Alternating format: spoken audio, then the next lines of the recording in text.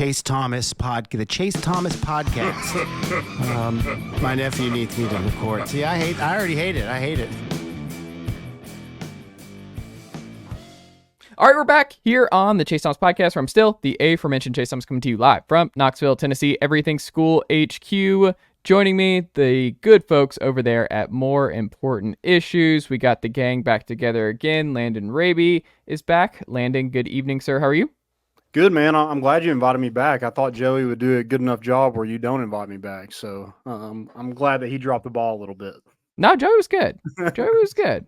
He was solid. He's the best. But yeah, no, Joey's welcome back whenever we're rotating. The more the merrier here. Maybe we do a 4-person pod at one point. Maybe that could be. I have a quad box, as folks know. We have the Tennessee Vols Sports Guys with Jack, Ryan, and Ethan. And there's 4 of us. I can make these little graphics. We can do the 4. It's fine. All but this is, I guess, the TV version.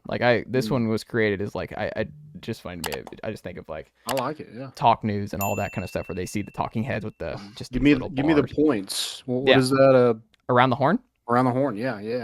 It's like the same kind of stuff. Still do that? I think it's still a show. It is still a show, but I think I read a report a week or 2 ago it might be wrapping up soon. It might not be here long term. So yeah, I'm shocked they haven't axed it yet with the way they've axed everything else. It's made it. PTI and Around the Horn have just survived all the changes in media for so long. But I won't pretend that it used to be a staple for me. But in high school, middle school, I was watching that when I got home from school and everything else. That was something I did. And just media's changed, and we've gotten older. Where it's kind of like game day, where I don't live and die by game day like I used to on Saturday mornings. That was just priority number 1 for me. And now I'm if I catch some, cool. If not, also okay.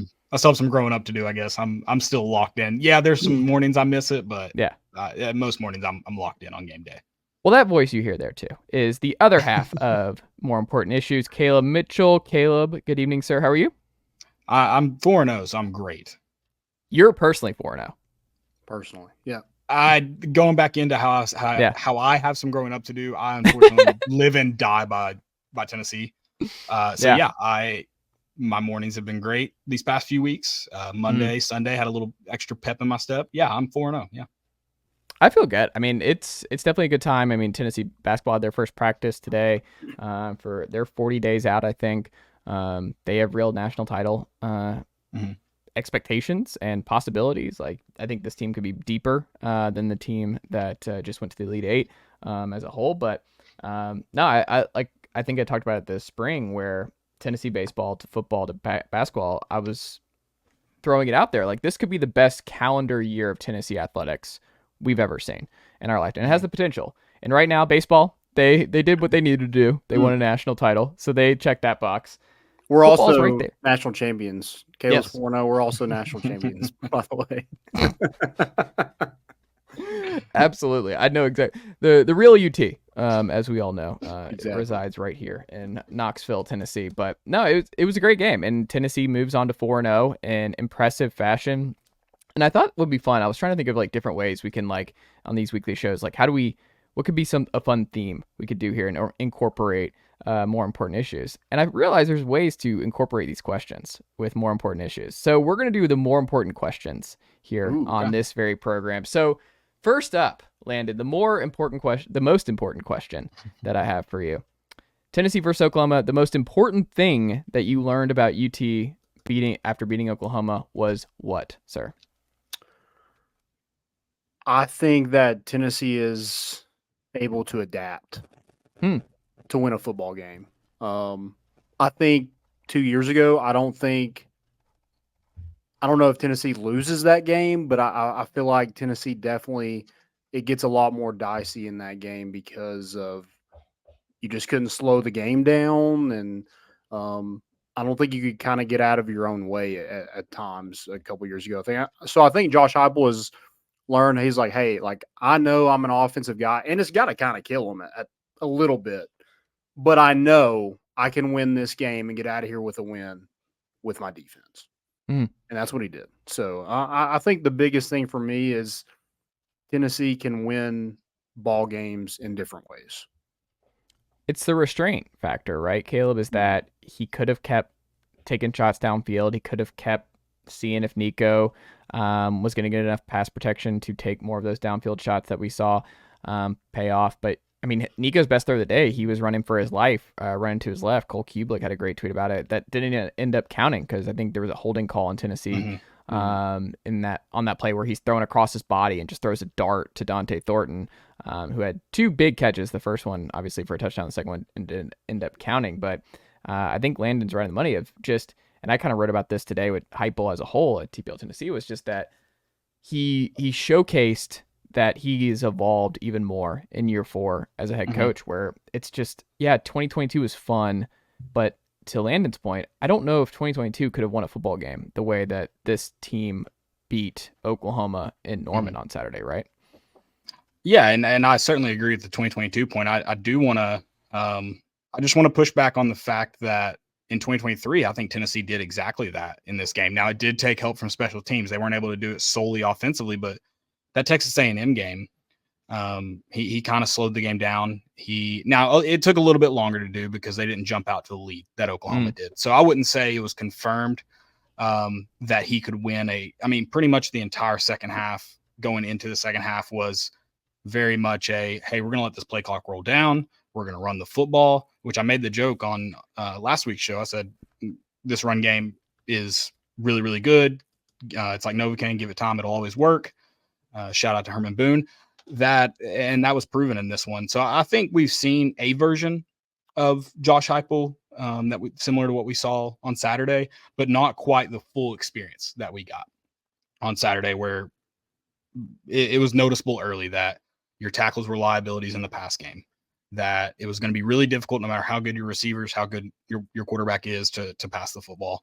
And he started early on and he never abandoned it. I think that was the looking at the A&M game, for example, they needed a score. He may have abandoned it a little early in that Joe Milton interception in the red zone, of just, hey, give it to your playmakers. And at that time, Jalen Wright, Jabari Small, Dylan Sampson being one of them. But Saturday, give it to Dylan Sampson, give it to Deshaun Bishop, let Nico run the football, which he did should have had a first down there on the second to last drive and then to seal the game and end it. So I've seen a similar Josh Heupel, just not quite that version of it. And yeah, it's certainly, I think you used the word evolved. He is becoming a better and better head coach in front of our eyes. It seems like every week. I think it's so impressive that he was able to win this game in this kind of fashion. I mean, Tennessee scored 6 points in the second half. If you had told me before the game that Tennessee would score 25, I would have leaned towards that wouldn't be enough to win in Norman. If you had told me that Tennessee was going to barely crack 150 yards in the ground in this game, I probably would have told you Tennessee didn't win this game. And if you had told me that Nico had 2 strip stack fumbles that were recovered by Oklahoma in this game, I probably would be like, this sounds like a Florida road game at Alabama. This doesn't sound like a Tennessee victory. Those different variables.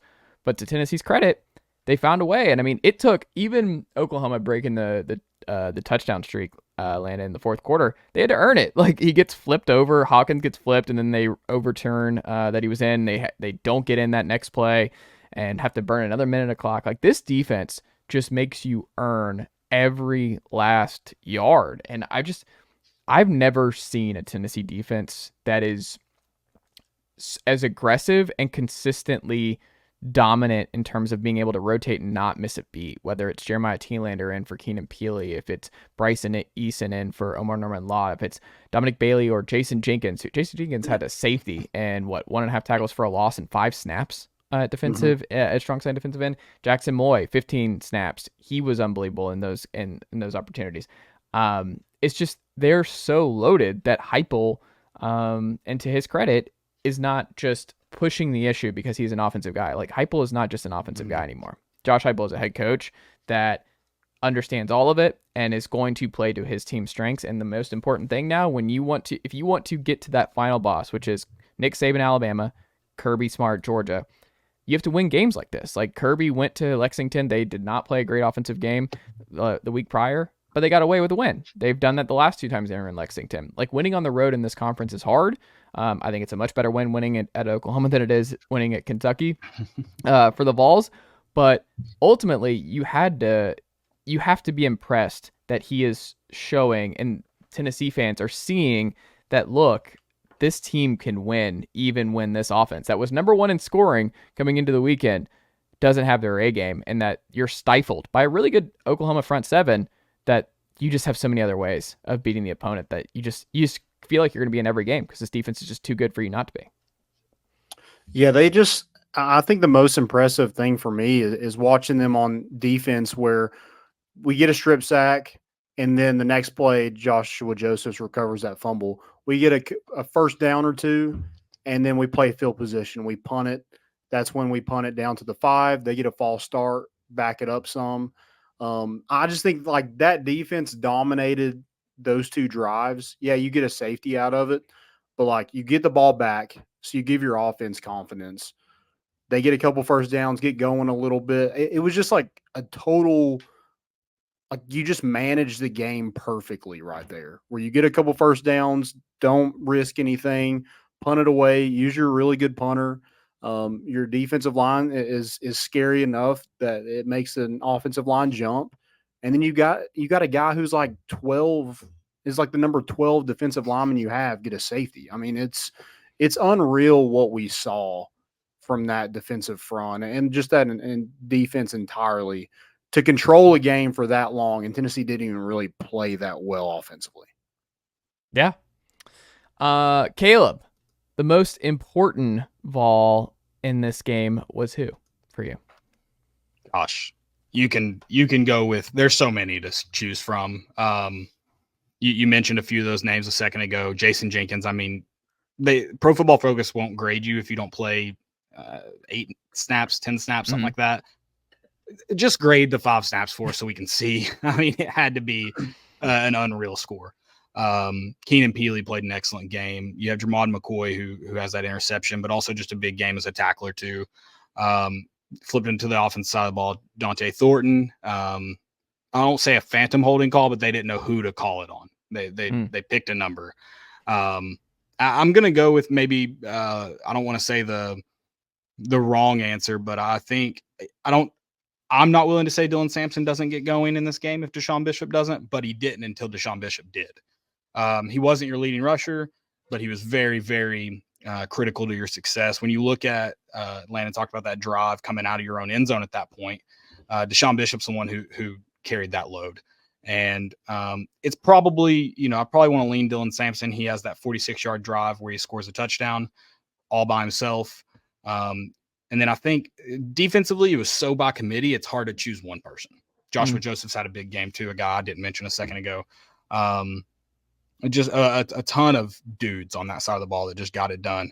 I don't know if your offense gets going, though, if Deshaun Bishop doesn't show that extra gear he's got and moves the offense. No, I mean, Landon, I think Deshaun Bishop, especially in pass pro, he was better. That's the thing that scares me most about Sampson. I mean, he got Nico hit on one of those fumbles, and that was, remember, in the LSU game in 2022, like Hendon Hooker got blasted, and that was the last we saw of Sampson in that game. Sampson is an all-around elite great back, but I do wonder if there are going to be matchups, particularly Bama, especially Georgia, where Deshaun is just going to have to get the majority of those snaps in pass pro because you can trust him more in those moments. Like Sampson, he is so good in so many different areas, but Nico's taken some shots and they still have, I mean, that Oklahoma front seven is one of the best they'll face this year. But I think what Alabama's going to bring and show Nico when they come to town in a month.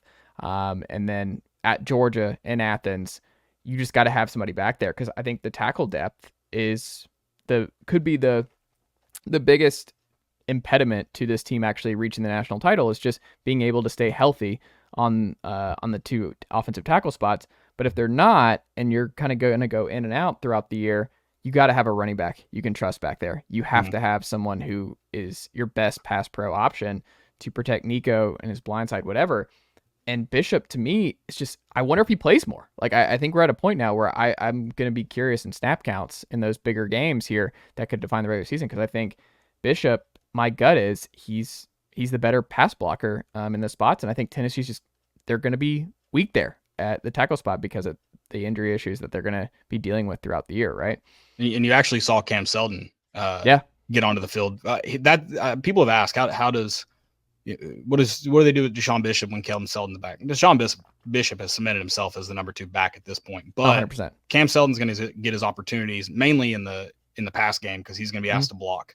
So you'll see him on the field, and by virtue of being on the field, he'll have his chance to catch Deshaun Bishop. But yeah, he's going to be asked to do a lot the moment he can play.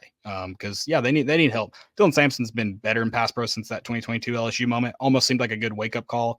But he's certainly not. That's not the highlight of who he is for sure. I just love the fact that he just falls forward. Like he's getting 2 or 3 yards every time, even if it's a busted play. Yeah. And that's what's been most impressive. And I think his speed is like it's not the biggest part of his game, but it's something that people sleep on a little bit. Like it's the change of speed, his acceleration. That I think it's his top end speed. You could probably find a ton of guys that match it, but his 0 to 100 is different.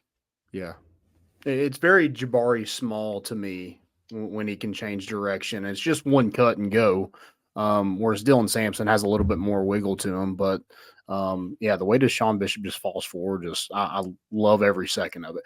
In my opinion, that 4th and 1 where we elected to kick a field goal, I think I would have done something differently. Now, I am not – Josh Heupel knows a lot more about football than I do, but I think at that point, the way we were running it, I would have liked – I think in any other game probably, I think Josh Heupel goes for that. And I would have liked to seen Deshaun Bishop get a carry there and fall forward. That would have ended it. I'm always just kind of nervous at Tennessee on 4th and short. They're in the Heupel era. That's actually been one of those where I'm like, I don't actually want that because they'll do that, line it up, and then it's like Jabari Small stuffed 2-yard loss right middle, and you're like, let's not do this. Let's not do that. So I don't know. I was happy with it. But speaking of the field goal, Max Gilbert 3 for 3 again. Stud.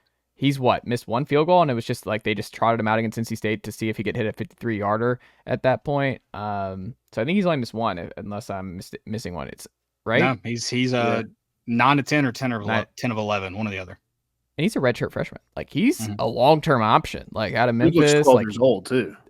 Get that baby face going on. It's funny you say that. My wife always mentions that. Whenever she's like, what did she call him? She has a nickname for him. Whenever he comes on the field, she's like, he's kind of like a what is it, Doogie Howser? Like he just kind of like that's kind of what he looks like. I mean, Max Gilbert is he's definitely got the young look. But hey, I'll take it because that dude, he's got a leg, and Tennessee has not had a homegrown kicker to this point. Like it's been Chase McGrath first couple of years. Charlie Campbell was great last year. I think probably an upgrade over McGrath, even though McGrath had the biggest field goal in Tennessee football. Do we say history? Is that the all-time? Or I think we got recent history of that. It just meant so much for so many reasons. I don't know. Illinois won against Florida was a big one too. That was a big one, but like that just got. I don't know. Like, what does this and all it was look the like if he doesn't hit factor that? For missing the extra point? Yeah. Also, I think if Florida's in '98, if it was Tennessee kicking to win it, it'd probably be that one because you go on and win a national championship. But that was a miss by Florida, and you're not going to remember Jeff Francis kicking it before because of the miss. So I don't know. I think it's McGrath. The 04 one was awesome. Yeah. Like Landon said, the redemption factor kind of, and how far it was too. It was a 50-yarder. It was. McGrath's though. I mean, there might have been people who would have died from that kick because people were probably holding their breath like I was, and I don't know if they ever catch it after if it's missed. So he might have saved lives. I mean, I almost passed out seeing how it left his foot because you're just like, oh no, like that was like an all-time oh no, like just like you're about to faint and you're like, oh, it's gonna make it. Like no, I think that's part of the lore there. It's just it was such a ridiculous looking kick that you just cannot believe. Tipped. It got tipped. Yeah, it just looked ridiculous though. Yeah. Like traveling over the pylon. He struck it well. Yeah, he struck it well. It just I think that was Dallas Turner that tipped it. I believe you. Wasn't Terrence Cody. I know that. Oh, no, that would have been. We didn't kick it right in his stomach. That's no Terrence Cody on that one. Most important game now is which one here, Landon, now that Oklahoma is over? Which is the most important game now for Tennessee? I mean, if Josh Heupel's speaking, he says the bye week or the next one, whatever coach speak he wants to say. I don't. That's a tough question. I mean, isn't it kind of the next one though? Is it Arkansas? I think, is that the last? Because it does feel like that has a weird feeling to it, right? Like Arkansas, like you should beat them. You went to Norman, beat Oklahoma, who I think is probably better than Arkansas or at least close. I'm kind of going Arkansas, but Florida. I want to pick Florida too, just because Florida's just battered Vols syndrome talking though. Yeah. Florida though, I don't know if y'all felt the same when I saw this week that it was probably gonna be a night game. I'm like, it's gonna be Kentucky 2022. Okay, I felt a lot better. Out. That being at night, if Florida Tennessee is at night in Neyland, zero chance. Like they might go black jerseys, like against Florida at night. It's over. Like I'll just go ahead and pencil that one in. No BVS, folks. If you are feeling any BVS about Florida, that is a night game at Neyland. Yeah, the crowd won't let Florida win. No, I'm with you on that. The only thing I want to know is how many times will Graham Mertz tuck it and run before he decides it isn't worth my life. It's not, because last year he kind of had his run. He could do whatever he wanted to, but the secondary is not the same. This defensive line, while it's a lot of the same names and faces, it's not the same. Well, Keenan Peele and Aaron Carter weren't blasting dudes. Like they're the most. I mean, that combination, they're just hitters. Like Jacoby Thomas is a missile. Like that man he's the Joe Milton of safeties. Like that man is just flying in on every hit. Like, dude, how demoralizing is it for Oklahoma to have the longest run of the night, and that's how it ends with Jacoby Thomas just coming across the field and blasting him? That dude, he's a guy, and it's good because he's a good rotation guy. Like Christian Charles played a bunch. Like they're rotating a bunch back there. Like I had questions coming into the year if Tim Banks was actually going to rotate a lot at safety and star, and he is. Like Boo Carter and Christian Harrison are playing a lot together. Will Brooks, Turrentine, Jacoby, and Charles are all playing. Slaughter even a little bit. Idris Farouk, my dude, who I've penciled in as the starter at one of the safety spots next year.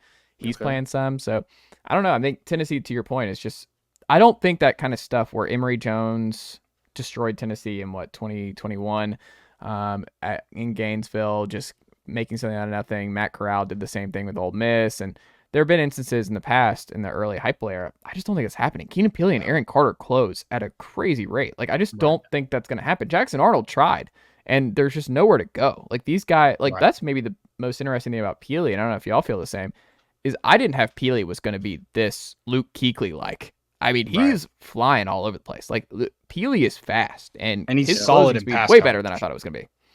Yeah, he's much better than I thought. Obviously, you saw Virginia a little bit he played. You got excited, but I didn't have this. He's a lot better in pass coverage, which Tennessee's linebackers need. And the Tennessee secondary needs that. That's not his strong suit, but he's good. He's good enough in it to help Tennessee. So he's a big boost. And like you said about the quarterbacks, there's going to be quarterbacks that get their due. They're going to use their feet because that's what they do against Tennessee. But like you said, there's not going to be an Emory Jones situation. We're not going to see the Graham Mertz we saw in Gainesville last year. Sorry to kind of go right into Arkansas, but Arkansas, they run their quarterback 15 times a game. Is he going to be able to last a full game? Because you saw the week before Jackson Arnold had 100 yards, 15 rushes against Tulane, and he had negative 21 against Tennessee. I mean, I just don't see a world where a quarterback just runs all over Tennessee with this defensive front. Michael Hawkins Jr. played a drive and a half and a drive. He rushed the ball 12 times, and that dude had to be beyond sore on Sunday morning. He's a gamer though. That was he's a good player. He kept getting up. He was taking some body blows. They found their next quarterback. Yeah, he's a legacy kid, I think too. I think his dad played for OU. But yeah, so I mean, there's just somebody might get him, but it's not going to be Georgia. Stetson Bennett was unbelievable at it for 2 years against Tennessee. Yeah. Carson Beck was sitting in the pocket last year against Tennessee. They were just able to just dissect this defense. The offensive line just beat the Tennessee defensive line in their front. I don't think that's going to happen. Georgia's offensive line's banged up this year. Tate Ratledge is out for a little bit. Carson's not the mobile threat that Stetson Bennett was, I think Tennessee is going to have the most amount of success with their front seven against Georgia that we've seen in the Heupel era. Like, that's going to be a game. It's going to, I think, kind of mirror what we saw in Oklahoma. Now, I don't know if Tennessee's going to win that game, but I do think it's going to be the closest we've seen, because I think Tennessee is perfectly fine playing in the mud if Georgia brings them into it, because they've never had a defense like this. Yeah, I mean, I think the only quarterback that'll give you trouble is a guy like Jalen Milroe, but he wants, similar to Joe Milton, how he doesn't want to use his legs first. He even if he moves out of the pocket, he's looking downfield. So I'm and curious. If you're a Bama fan, you're scared of the center fumbling, right? Like Arnold had those 2 fumbles. Like, they haven't. This is not the team you want to have some snap issues against, because Tennessee will feast on that in Neyland. Yeah, and like Addison Nichols for Arkansas. I mean, you think Amari Thomas and Bryson Eason, guys that he's went up against for 2 years at Tennessee, you don't think they're licking their chops going to Arkansas? I mean, they have several. Danico. Is it just Danico and Addison, or is there any other one? It's former Tennessee players over there now. That's all, right? Might be all. But yeah, I think Taylor Green will be an interesting challenge, but it's just Tennessee coming out of a bye. Like, Heupel's really good coming out of a bye. Like, I'd be I don't see it for 60 minutes. I don't see it being a challenge. First half, Tennessee should roll. First quarter. Yeah. I don't like it's a night game though. This should be a nooner. Like, I understand it's but this should be a nooner. I don't want to have to wait all day for Tennessee, Arkansas. This is not a night game special. This is the bad thing about being so good, is that as an adult, you're going to be up until midnight every Saturday now. Yeah. Yeah, that drive back is going to suck. Owen? Oh, yeah, we're both going. How long of a drive is that to Fayetteville from Knoxville? 10 hours. It's about a 4-hour flight. It's not bad. Oh, you're flying. And Landon's driving. Yeah, I made the decision a long time ago. I was flying, and I've never backed down from that. I made that 12-hour drive to Baton Rouge. I'm good. You also like drove across the country, so like you act like you don't like driving. I love driving. If I didn't have to be back Sunday, that's the kicker. Is like you have to knock, like you have to leave work or leave Thursday, whatever, get there at a certain time, and then Sunday you got to wake up and go. What's your go-to road food? Like, do you stop anywhere consistently and to charge up? Is there some? Oh no. I may have somebody's laughing. I've got kind of a running joke, and I eat it all the time. I eat Weigel's gas station pizza. It rocks. No free. What? That's delicious. Very good. But that's not my go-to road food. I don't. Sunflower seeds. Barbecue sunflower seeds. I'm on the road. Okay. That's really about that. I'm my go-to food. Okay. I plan my stops around Buc-ee's. What do you get at Buc-ee's though? Do you do the barbecue? I get the crispy chicken sandwich. Okay. It's unreal. Really? Haven't done it. Oh, yeah. Yeah. I think I ran in, funny, you were talking about Idris Farouk. I ran into him at Buc-ee's. He didn't know who I was, but I knew who he was. And he also got the chicken sandwich in front of me. So we're on the same. Did you say something to him? I did not know. No. I didn't want to be weird. He was with his family, so. I would have said it, been like, there's our future. There's the 2025 starting free safety for the Tennessee Volunteers. I should have asked him to do Oklahoma drills like in the middle and see what would happen. I think I ran in. I think my wife and I we go to the movies a lot, and we were at movies one week, and we went, and in front of us was Christian Conyer now at Coastal Carolina, and I like looked at my wife. I'm like, this is so unnecessary. Why do I know that it's Christian Conyer? Like, he's a true freshman at this point. I immediately recognize him. Like, he's out in the open, just like totally fine. Just no one recognizes Christian Conyer. And I'm like, why do I know that's Christian Conyer? And she was like, say something. I'm like, what am I going to say to him? Like, good luck on your first fall camp. Like, what were you talking about? Like, I have nothing to say to him. We made eye contact. I'm like, yeah, you're Christian Conyer. I know who you are. Like, number one player at a Kentucky corner. Yeah. I know who you are. But it is funny sometimes to just run into folks and you're like, I should know who you are. You don't know me. There's no reason for us to talk. Like, when I was still doing grad school at UT, I had this thing where I would tell Sam, my wife, I was like, I've got to park somewhere else because I've run into Zakai like 4 times and I've done this awkward wave and I'm like, he has to know, where I'm like, well, I have nothing to say to him, but I pass him accidentally multiple times. And I'm like, I have nothing to say to Zakai. Like, I hope you're having a good day, man. You don't know me. Like, what's up? Yeah. Like, there's no reason for us to talk about it. I'm an awkward waver. I'm a big, like, awkward waver. Like, hey, I don't know. And I'm also judgy when other people don't wave in the neighborhood. You drive by or something like that, I put the hand up and no wave back. Oh, Can't. yeah. Oof. I get a little furious about the no wave back. That's disrespectful. Especially if you let someone in or you're acknowledging. No, all you got to do is a courtesy wave. Yeah, courtesy wave. Yeah. We're a society. Yeah. Yeah, this isn't up north. We treat people with respect down here. Yeah. Do the courtesy wave. It's not that hard. Yeah. Most important thing to get right in the next 2 weeks is what for Tennessee, Caleb? Oh, it's the health of your offensive line. Yeah. I don't remember how you referred to it earlier, but I like the way you said how this could really determine Tennessee's chances at a playoff national title, however you want to frame it. Getting those tackles healthy is crucial. Both John Campbell Jr. haven't played a whole lot, but he's been in the games. And then Lance Hurd.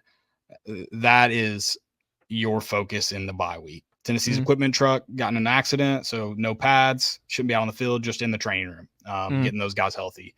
And if you can have them for snaps, not even a full game, because I think when you look across the board and a guy like Dane Davis, I think can help you a lot. Just asking him to do it for 60 minutes is a task for him. That I think it's we talk about Tennessee's best footballs ahead. That's not to say that they're not mistake free after that. Like, there's still a lot they have to do, but I think point A is getting them healthy. And also, Landon, right, is maybe not even getting them healthy. The way I look at it is like you got to get someone else ready. Like whether it's Jesse Perry or Bennett Warren, it's kind of like a come to Jesus 2 weeks where it's like, all right, if John Campbell cannot play a full 4 quarters for us this year, then we need to accept that reality and plan for life with this current situation, because you are now 80% chance of ESPN has you in the CFP to beat like a situation where you might have to beat Penn State, Oregon, and Georgia or something to win a national title. I just don't think you're going to be able to run the gauntlet like that with the offensive tackle situation we saw on Saturday in Norman.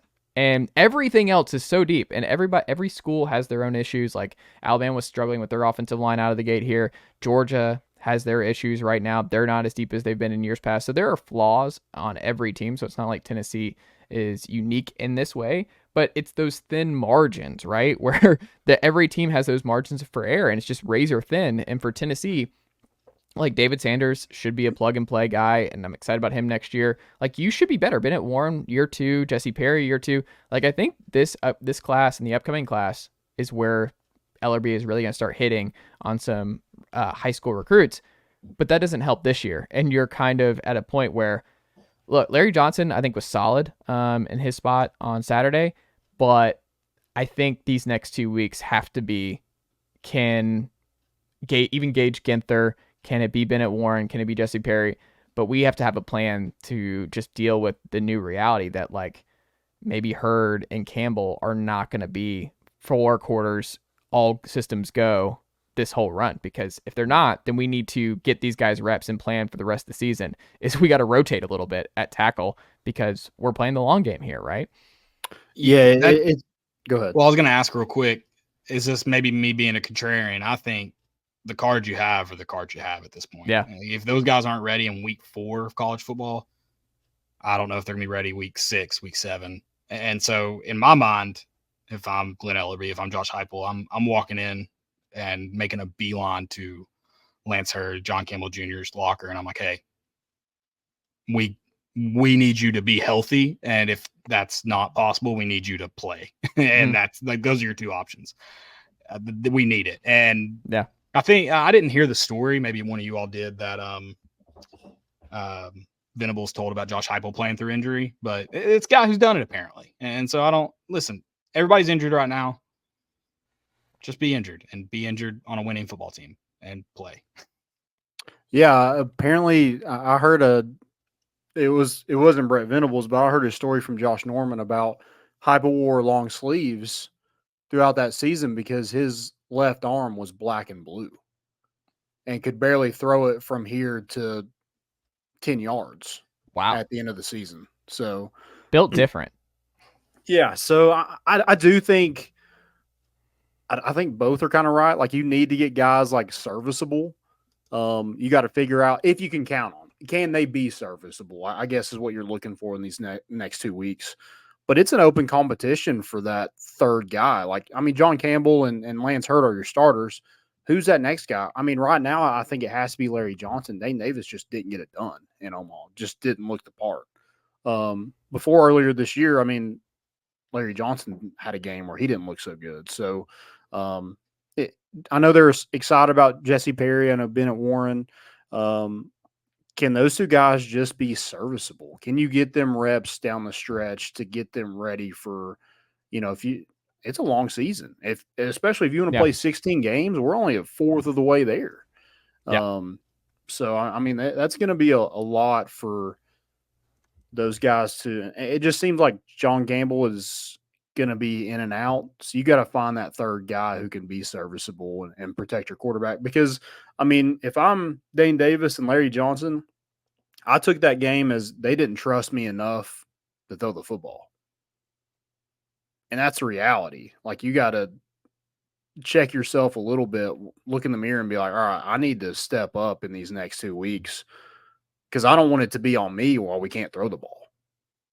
And it's just, I'm so conflicted on it because, I mean, Jeremiah Crawford had the most iconic moment on the offensive line against Alabama, throwing up and just was in the face of the Alabama front seven. Like, he's matched up with Dallas Turner and Will Anderson, and Alabama couldn't get home. Like, Tennessee was rolling, and you didn't notice that it was Mincy and Crawford for the majority of that season. But you also had Darnell Wright, who played all these snaps, went top 10 in the draft, and like was consistent.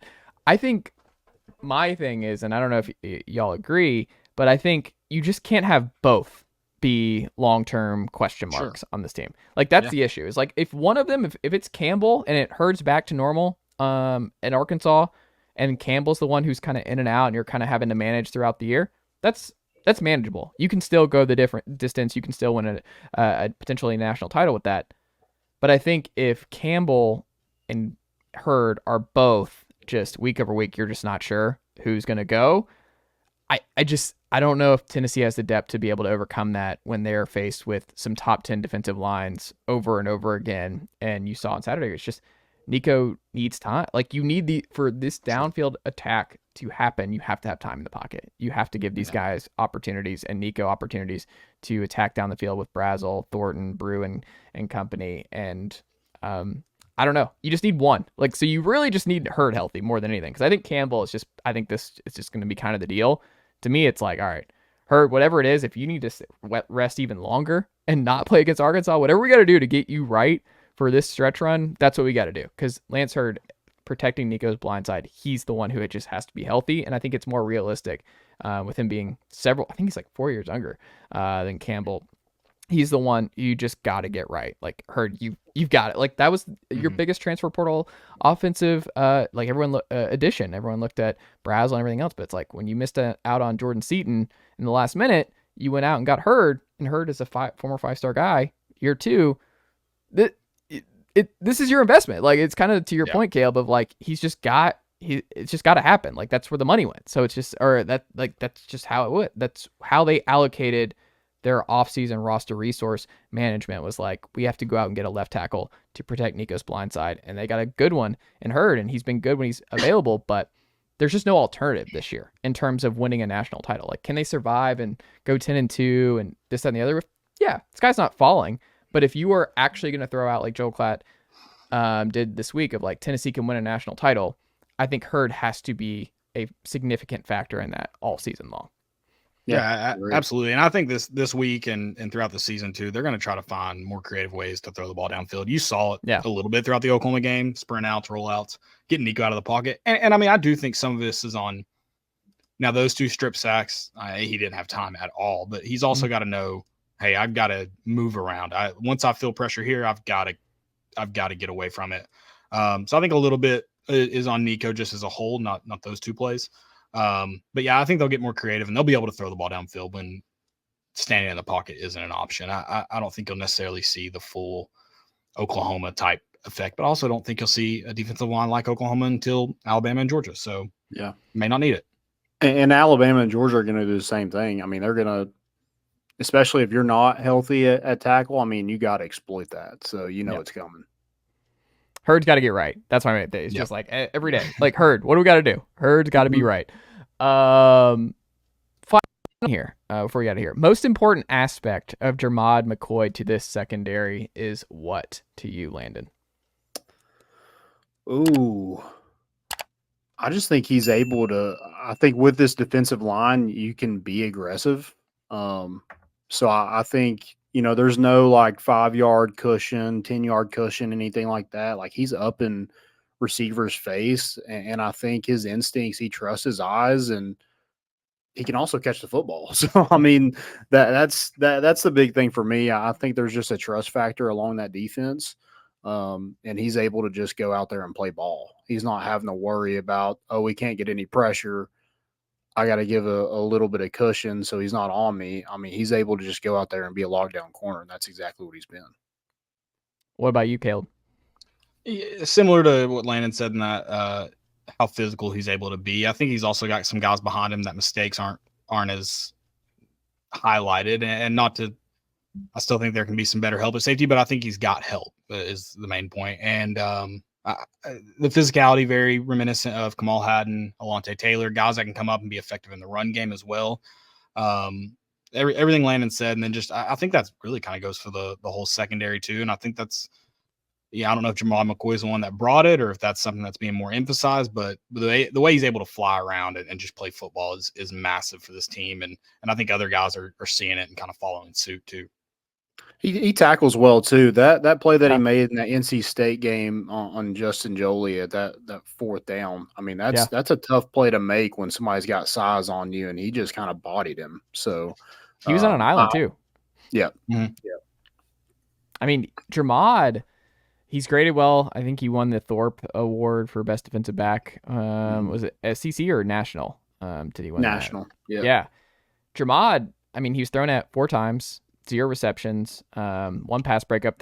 Speaking of fourth down, he came through again on the first drive for Oklahoma and broke up a pass on fourth down, and then gets a pick on the next drive. Like, Jermod is an all-time great eval by Willie Martinez because, he played half the season as a true freshman at Oregon State on a high-profile team that won double-digit games, but you still don't know how those guys are going to translate coming into the SEC. And they needed, with so much turnover in the secondary, especially at corner, you lose your top 3 guys in Slaughter, Gabe, and Kamal after this past season, and he just comes in and is like, "Nah, I got it. Like this is fine." And I think he might be the best corner Tennessee's had in the Heupel era, right? Like I think Jermod McCoy, I can't really understate how blown away in a positive way that he's been, because guys, they've tried to throw at him through 4 weeks and nothing's happening, and it's just McCoy's great. Like McCoy has been an absolute home run, and the best part is, he's a true sophomore, so he's got at least 1 more year. So you've got McCoy back for another year. Yeah, isn't that crazy? He was a 3-star wide receiver going to Oregon State. Like, how does that happen? He'll have less and less opportunities to make plays as the season goes along too. You're going to stop seeing the ball go his way all too often. But I think Ricky's been good too. Like he just hasn't been thrown at really at all. I think he'll get his chances here coming up. You got to look at the other side of the field and think that guy's not as battle tested. Let's find out how good he is. Yeah, for sure. Yeah. If you got time. Yeah. That's the other fun part about being in the secondary, right? Is like your front seven's going to get home. Your guy, like you don't have to panic. And I think there is a lot more panic just because, especially in 2022, where I love BY. He was good off the edge, obviously an NFL player with the Rams, but Roman Harrison was solid, but not an elite pass rusher. And you just saw Pierce and Josephs were freshmen at that point, and it wasn't the kind of pass rush and the kind of front seven that you have now that these guys in secondary there's just not as much pressure. And I'm not saying that as dismissive. It's just true. Like when you have a front seven like this, it just, you've got to be a lot more comfortable on the back end, because you're just like, man, this we have maybe the best front seven in front of us, and it's going to make our lives a lot easier, so you can play a lot freer and not be in your head as much.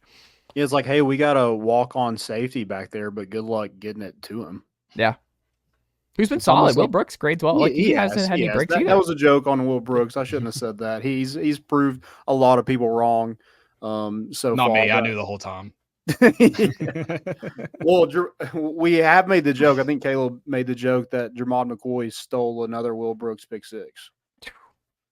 I mean, he was. That's one you give it to the guy running towards the end zone. All right, just let it go. He had it. Yeah, McCoy had to make that play, but that was an abysmal throw from Jaxson Arnold too. It was not good. That man. Well, and I kind of saw the throw he wanted to make, but even just making that pass to that, I think it was a tight end, was not right either. But then also adding the fact that it was just a poorly placed and thrown ball, and it gets worse and worse. Yeah. He has no one to blame but himself. That's I get it though. Like, your time's ticking back there, so you gotta try to make something you're happen. hammering B, man. You're just hammering it. Yeah. And that Venables quote about him today was like, "Oh, he's out." Like that the quote, I don't have it in front of me, but you read between the tea leaves. That was a Jaxson Arnold. We need to start predicting where his next team is going to be next year, because it will not be the quarterback at Oklahoma. He opened up his Saturday presser. I mean, pretty much the first words out of his mouth were the quarterback competition is wide open. Yeah. You're in week 5 now, brother. I mean, I wonder if Vegas has like a bet going who his next team's going to be. I don't know. Maybe A&M. But actually, Marcel's been pretty good for them. So he might be a guy. That's a back. It's funny. Be a good reverse transfer. Maybe, but I just realized like that they had the same thing really, in just a better way. Connor Wegman, who we had coming in, 5-star kid, had showed some promise last year with Petrino. Marcel comes in, blows out Florida, looks solid, and he's a 3-star, not as highly touted, but dude is a gamer. And I don't know if Connor Wegman gets his job back when he gets healthy. Like it might. What about Tennessee? Yeah.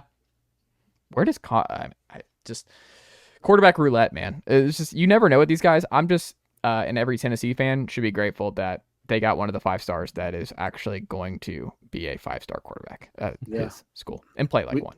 We brought this up on our show. Like, one of my favorite things is like looking at box scores and seeing who their quarterback is and where he was previously. So A&M played Connor Bazelak. In Bowling Missouri Green legend this past year. Yeah. Yeah. And then Indiana's quarterback, because he was at Indiana, and then Curtis Rourke, who came in from Oklahoma or from Ohio. He's been good. And then if you go around, like this is a fun game. It's like that whole meme of like all guys where did he transfer sit from? around and name. Yeah, like that's how it is. Like name where was he at? Malachi Nelson, now the backup quarterback at Boise. Coming in from USC like this. Peyton Thorne was at Northwestern. I don't know how you Michigan State. Yeah. Oh, that's right. That's right. There, and Mike Wright's at Northwestern, which is team 3. What 3 teams has Mike Wright played for in his college career? Vandy. Who? Vandy, yes, that was the first one. Where was he last year? Yeah. Oh, wow. Okay. I did not know he played at Mississippi State. They got Childs, right? Is he the quarterback at Michigan State? Yeah, he transferred in with Smith from Oregon State. Aiden Childs. He's pretty good. Yeah, I could do this all day. It's just what dudes just can talk about this kind of stuff all day long. It's just our brain is just broken, especially doing college football and Tennessee stuff. It's broken. This is what we fill it up. Like, sorry that the other stuff's not going to retain. I'm just going to retain that Max Brosmer is from Roswell and I think went to Centennial, and he's the Minnesota quarterback. Like, just absolute useless stuff that I know. It's just there. Yeah. Landon, Caleb, what can the good folks check out from you over at More Important Issues and Fan Run Radio this week? Caleb, you got it? You want me to? I can do it. Thursday, we'll be live on Fan Run's airwaves, also Twitter, Facebook, all that good stuff, YouTube. That is 8 to 10 p.m. Saturday, make sure you're following us on Instagram so you get some FOMO. Saturday, we are hosting our first annual golf tournament to benefit Special Olympics of Greater Knoxville. Very excited about that. Very nervous, very busy and anxious, but we are excited and really looking at the weather report. Very nervous, but Saturday looks okay right now. So we're just gonna cart path only. Keep the faith. Hate that for the people. Keep the faith. But we're excited about that. And then Sunday we'll have our weekly post game show after Tennessee plays Idol, which I don't know if you guys have seen. ESPN is trying to make Idol a thing. I think ABC had it. Bama and Georgia Idol this week. Idle doesn't sound as good to me. Idle feels like you're not doing anything. You're just like, I don't know, like the computer's idling. I don't know. Right. I don't think football when I hear idle. It's not, we didn't have a problem here. It's like one of those things where like, why are we creating this new thing that no one asked for? No one was like, you know what we need to work on? Bye weeks. Bye week is something that's branded not gonna work. poorly, right? The last thing. Yeah. I think it needs to be that kickball league. Somebody posted it's been it was like a Reddit post or a Twitter post that someone said they named their team Open or something, and so the other team wouldn't show up. I love that. There should be a team name for what bye week is, so it looks like you're playing someone. But you just got to win the bye week. Or we start a school like Bye University, and we see if that works. Maybe we can go and try to cash in checks. Yep. No, then you would spell it BUY. Bye University, like buying games. Ooh, like like you only play games that they pay you. Like that. Yeah. Why is that not a Grand Canyon, the for-profit university over there in Arizona? Why is that not on the agenda? Just build a football team and just only take bye games. Like go 0-12 every year, take the bye game checks and keep it moving. We should just run NCAA, I think. Right. And you bring in kids, you're like, hey, it's like one of those I don't remember what they call them, but seniors go there and they're essentially another year of high school. It's like it's one of those. You're like, hey, we'll go play all these schools and maybe they'll ask you to transfer there, prep school. Maybe you'll get the coach shaking your hand saying, hey, come here next year. It's like a tryout kind of thing. Yeah. It's kind of what ETSU's doing, right? They brought in super fast tempo offense with Trey Lamb? Is that his name? Trey Lamb, yeah. And then they brought in like 30 transfers. Most from Gardner-Webb. I mean, that was good offense though coming in from Gardner-Webb. Yeah, no, and they look exciting this year. Their only loss so far, I believe. No, 2 losses: App State and North Dakota State, who they took to the wire. Oh, you're all in. You're all over the ETSU Bucks guy. They're big Bucks guy. Like if you ever need the 411 on the Bucks, he's got you covered. Yeah, my dog is losing her mind. We will end it there. More important issues. Go subscribe today. Apple, YouTube, follow them on Instagram. Go support them any way that you can. Caleb, Landon, thank you guys so much, and I'll talk to y'all next week. Thanks, man. Nicely done, nephew. The Chase Thomas Podcast. Hell yeah.